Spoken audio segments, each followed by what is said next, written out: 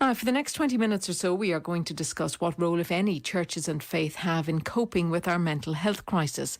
Are they sometimes part of the problem rather than the solution? We heard a lot during lockdown from church leaders and people of faith that the churches should remain open because that would help people who are suffering from depression or anxiety. Are churches, though, resourced to help people who are living with poor mental health? Or are some of their policies, particularly around LGBTQ plus people and women, responsible for it? We are joined this morning by Lindsay Robinson from Left Side Up, which describes itself as a progressive faith organisation and which has been examining the links between mental health and faith. We're also joined by the chair of Atheist Ireland, Michael Nugent, and Methodist minister, the Reverend David Campton. You're all very welcome. Thanks for being with us this Sunday morning. David, I'll start with you. Is the church part of the problem for some and part of the solution for others? Is it finely balanced, do you think? I don't know about finely balanced at all, but I suppose like many other institutions, and particularly given that the church manifests itself in many different forms, it does at times add to the problem. But historically, through its pastoral ministry, has sometimes been the first port of call for some of those within who have particular mental difficulties. Whether it deals with them as well as it might is another question. I think it's doing that better now than it was, or at least in some aspects. But we can always, everywhere, do better. Michael, what's your view on that question? Well, I think there are a lot of things that positively influence well-being. There are things like family and friends, absorption in activities that you love doing, and most importantly, perhaps a sense of purpose. And religion can certainly provide those things, as can other activities. But religion also adds in claims about reality that are at best unreliable and at worst implausible. And if those claims about reality clash with what your senses tell you about reality, then that will undermine the well-being benefits. So if for example, if you believe in an afterlife where you're going to be punished, as opposed to an afterlife where you're going to enjoy yourself, then that's going to increase your mental health problems. So I think the difficulty is the extra dimension that religion adds, which can undermine the positive benefits that it can bring. Lindsay, as I say, your organisation has been examining the links between mental health and faith. What conclusions have you reached? What issues has been raised during that examination? Well, we have spoken to 150 people, either via survey or interview, and we heard, I suppose, as David has said, both the positive and the negative. We found that everybody we talked to believed that the church does have a role to play in mental health and well-being for those who are part of the church, and also maybe for the wider community that it's part of. And for many, we heard really good and positive stories, but on the other side, we also heard from people who have maybe had some religious trauma from being involved in churches and faith communities, and that has impacted on their mental health and well-being. And also for those who do struggle, that actually, unfortunately, church hasn't always been a place of comfort and support in the way that they hoped. And so we did a lot of research into some of what Michael actually was talking about there, around some of those beliefs or toxic theologies, particularly around mental health, that can actually cause problems. And sometimes those are said from the front, or sometimes they're just implied by what we teach and what we say. And what specifically are you talking about there? Well, some of the things that we heard, that I have heard myself, but we heard from the individuals who took part, around mental health, the idea that mental illness is simply a spiritual issue, or that if you're struggling, it's probably because your faith is weak, otherwise obviously you would be well. Issues around prayer solving everything, or the idea even sometimes that because you're in this position, it's obviously because God is disappointed with you, or punishing you, or testing you, or look for your unconfessed sin, or that verse that we hear quite often, that God never gives you more than you can cope with. And for somebody who's in a really dark and difficult place, obviously they feel that they can't cope. So where has this come from? Is it from God? Is it a punishment? And then the really difficult one that we really do believe is important to challenge is the idea that medication or treatment for mental ill health are somehow the opposite of faith, which we absolutely believe they're not. Yeah. David, what do you think, listening there to Lindsay, listing all of those, things that have been said to people who are in pain? Yeah, I mean, and I have heard some of them. Some of them have been said either in my presence by people experiencing mental health problems, or they have been said to me either in the light of my work with others with mental health, simply dismissing that or indeed in periods in my life when either I or people close to me were struggling.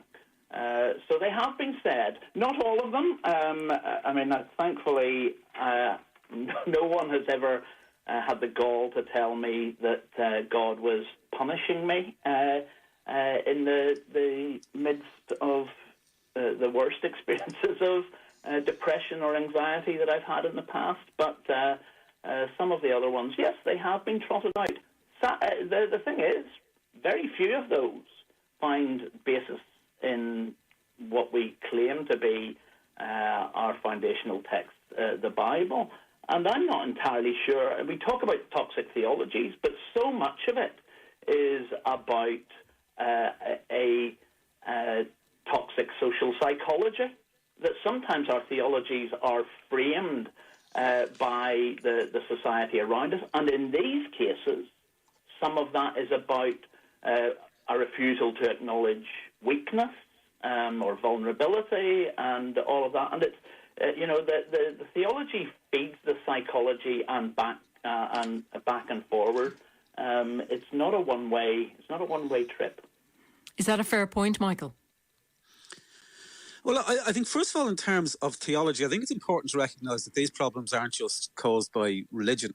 You can have the same problems, for example, with secular dogmatic ideologies. If you're living in a totalitarian secular state that imposes a belief system that you, clearly the ideology contradicts your understanding of reality, that's going to cause problems as well.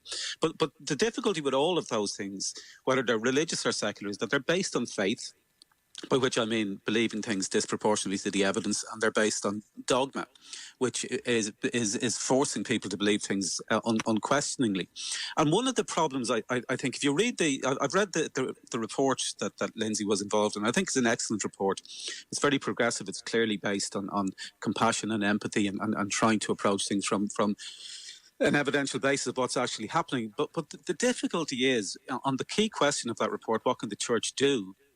And the report suggests things like ensuring lived experience voices are heard and inviting outside organisations to offer support and information.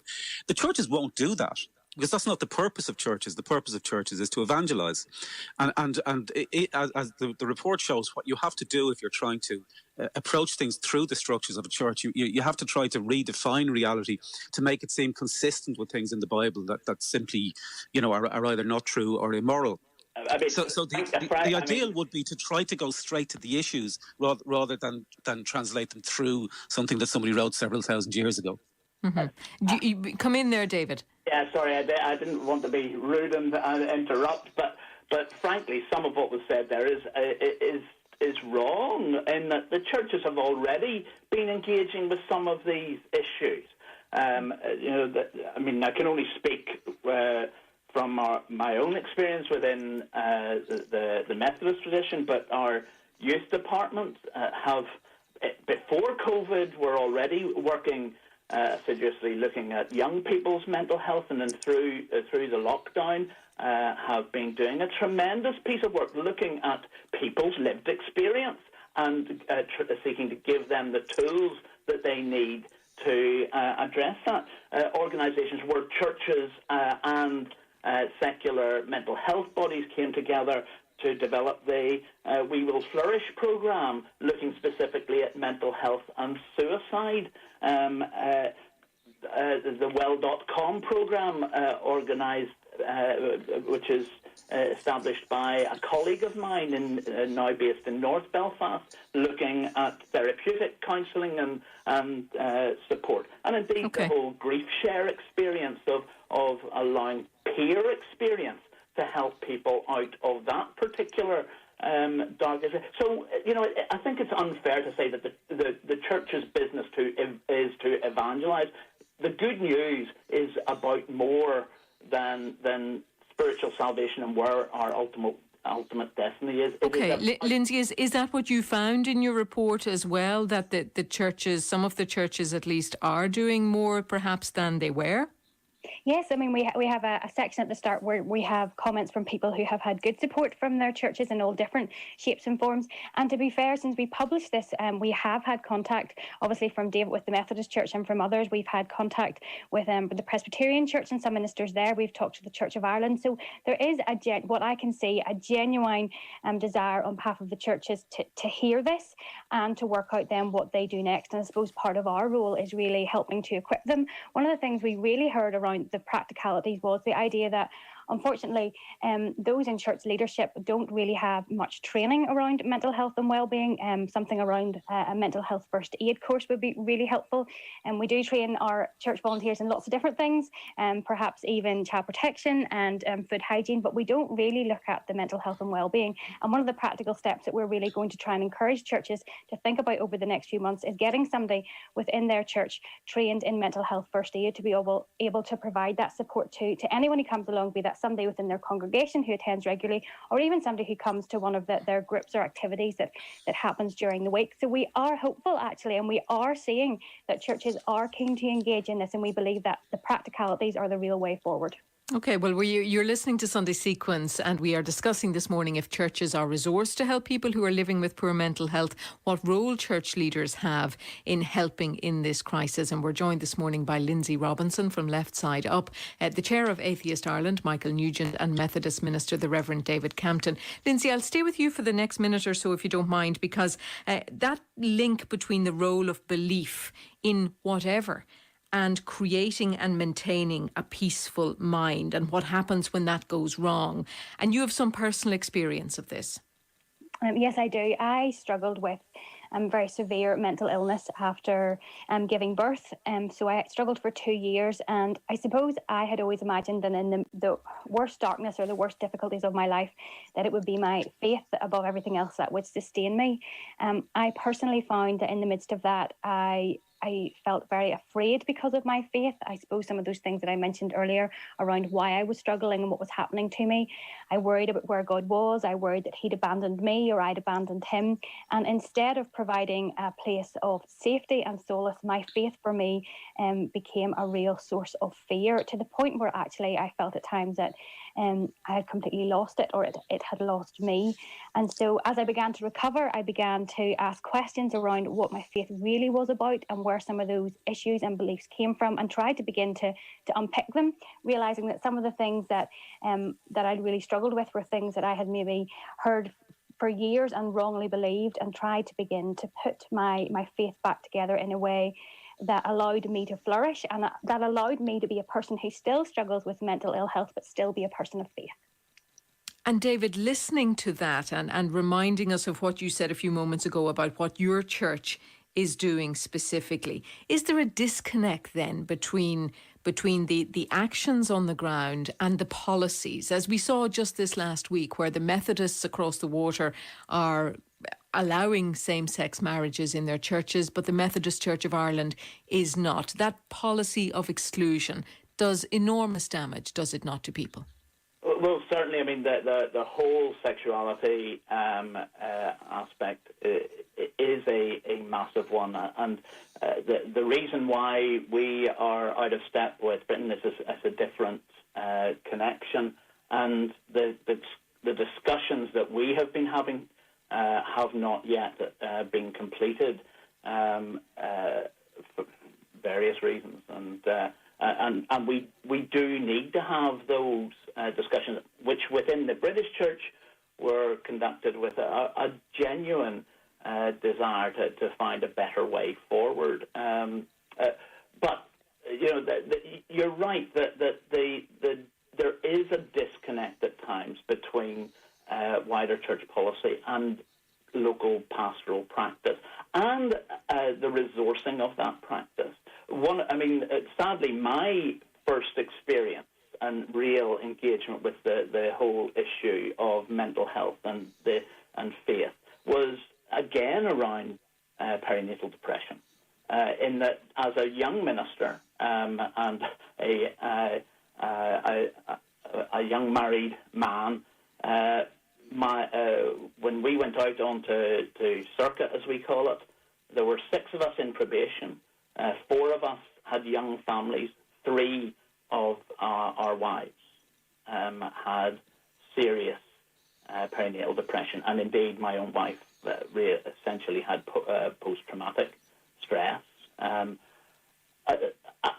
we didn't have the tools or the understanding or indeed the training at that time. As I said, we were sent out as ministers. We were educated. We weren't trained.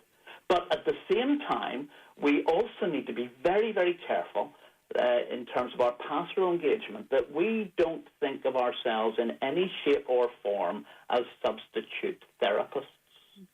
That we need to learn where the help is that can be accessed, and to both signpost it and handhold people to that place, showing them that we would no more deny the need to find professional help for mental health issues than we would, deny people the need to go to A&E for a broken leg. Mm-hmm. That there is help out there, and we need to be know where it is and how to access it, and indeed see the symptoms of where those problems are, and being able to see when people might need that help. And training now is better than it was in my day. But again, as I said earlier, we can always do better. Michael, what's your view on this, on this disconnect perhaps between actions on the ground and policies which exclude, or even worse, when you look at the history of the various churches on this island when it comes to how women are treated, how children were treated? Well, obviously, just to clarify my last comment, obviously people within religious organisations do a lot of good, and there are a lot of people within religious organisations, and indeed through the institutions of churches, who are trying to do their best to assist people with well-being in an evidential-based way. But they combine that, unfortunately, with the policies of the churches, which includes things like belief in a punitive God, condemning people for sins because they are in a loving relationship with somebody of the same sex. And there's a lot of evidence that shows that strong beliefs in the pervasiveness of sin are positively linked to anxiety. And so the difficulty is combining these two things, combining good work with beliefs that are harmful. And the beliefs that are harmful, what I meant by the priority of the church, is that when those issues clash, and when, for example, it is evident that preaching about the pervasiveness of sin is going to cause mental ill health for people, the churches will prioritise their belief in sin rather than saying, OK, well, we recognise that those people several thousand years ago got it wrong, and now we're going to focus on a different way. Lindsay, when you consider what individual clergymen and church leaders did in covering up horrific abuse down the decades here, would you be comfortable advising someone, even yourself, to seek help within your church? Well, I mean, obviously, what happened in the past is absolutely awful, and we need to deal with that, and we need to have a reckoning around that. In terms of for mental health and well-being support now, I mean, I would love to be able to say yes, I absolutely would, and I think that's part of what we are trying to help churches be places that can happen. But to pick up on David's point, what we are honestly hearing is that while there may be in situations where training has slightly improved, there certainly is not enough training around mental health and well-being that is already happening for church clergy, for leaders, and those even in volunteer positions. And certainly I would like to see that prioritised. I would really like to see that happening, so that when somebody does go and speak to their pastor or their minister or the leader of their congregation, that we can be sure that they're not going to try and treat them or diagnose them. What they are going to do is listen well, they're going to signpost well, and they're going to be a source of ongoing support. So yes, I would love to be able to say that's exactly what I would do, and I hope we can get to that point with churches and faith communities here in Northern Ireland being somewhere that people feel they could absolutely go to and will receive the support that they need. And just a final word to you, David, then. Perhaps is it better maybe to have just a direct line between the individual and their God rather than going through the church? One of the problems that can be actually is the individualized pietistic faith that has sometimes been sold, where it's only you, your God, Bible and prayer that you need.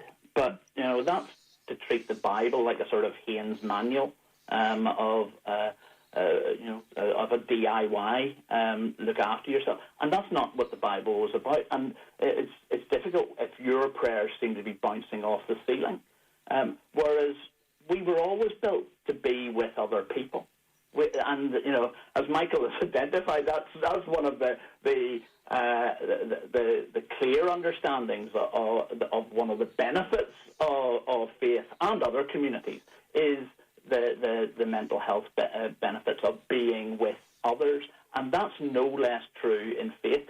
I wasn't entirely convinced during COVID that the language that the church was talking about, simply going to church, does not necessarily have the mental benefits it has, but socialising with others around faith issues is important. But also, and let me introduce this, one of the other important things is that those in leadership need to be honest and model their own vulnerabilities at all, and be allowed to. Mm-hmm. And you think that's not happening at the moment?